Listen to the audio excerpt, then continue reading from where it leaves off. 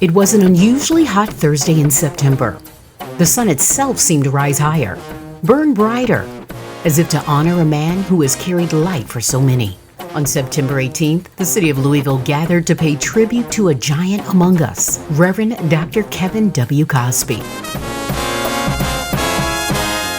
But before the banner, before the applause, there was a story of faith, of loss, of restoration.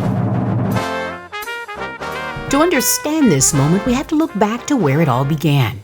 In 1879, formerly enslaved men and women founded the Kentucky Normal and Theological Institute, what the world would later know as Simmons College of Kentucky. It was a place where Black scholars and dreamers came to rise. Doctors, lawyers, teachers, leaders. By 1930, the Great Depression and foreclosure stripped away its campus. What was once a thriving university was now reduced to a small Bible college, barely surviving, but never closing. In 2005, one man answered the call to restore what history tried to bury. A man once fired from this very school decades before. Reverend Dr. Kevin W. Cosby, grandson of Simmons graduates and son of the Black church. I trace my origin to Simmons, literally, because my maternal grandparents met on the campus back in the 1920s. I mentioned my grandfather, B.J. Miller Sr.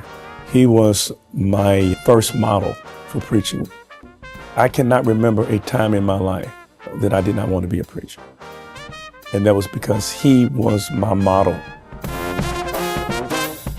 Dr. Cosby stepped into a presidency few would have dared to take on. The school's future was uncertain, its challenges undeniable. But what it needed wasn't just leadership, it required vision. The kind of vision that sees possibility where others see the end. And what began in one borrowed room became a movement. The rebirth of a university once called the Black Harvard of the South. In 2005, Simmons College was down to one borrowed room inside a crumbling annex on 18th and Dumanel. Most saw a school that had run its course. But Dr. Cosby saw a resurrection. My vision is to introduce Simmons to its unknown self. And with that conviction, he began rebuilding a dream brick by brick. In February 2005, he sat across from business titan David A. Jones Sr. and laid bare the truth. We've never closed our doors since 1879. Simmons can become America's last and final HBCU. Cosby recalls Jones' swift response. I believe you can do it. Here's $1 million. That single act of faith ignited what will become one of the greatest comebacks in higher education history. For years, St. Stephen Baptist Church carried the financial load, paying the bills, keeping the doors open. For 10 years, Dr. Cosby refused a salary. Every dollar went back into Simmons. Every sermon, every sacrifice poured out for a promise. Then in 2014, after nearly a decade of labor, the miracle arrived, accreditation restored. The dream was no longer surviving, it was rising.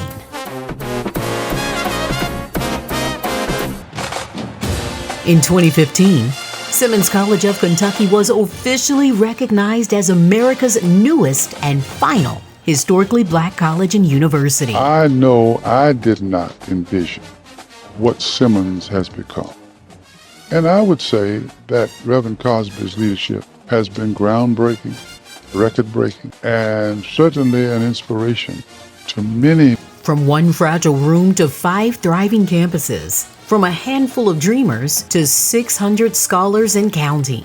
Today, Simmons College of Kentucky stands tall and alive with purpose. A campus buzzing with student life. New dorms that house the next generation of thinkers. Good afternoon and welcome to the dedication, the ribbon cutting, and the open house of our new residence hall. In Kentucky, we value our HBCUs. We know that education is the key to unlocking a brighter future, and Simmons College transforms the lives of young people.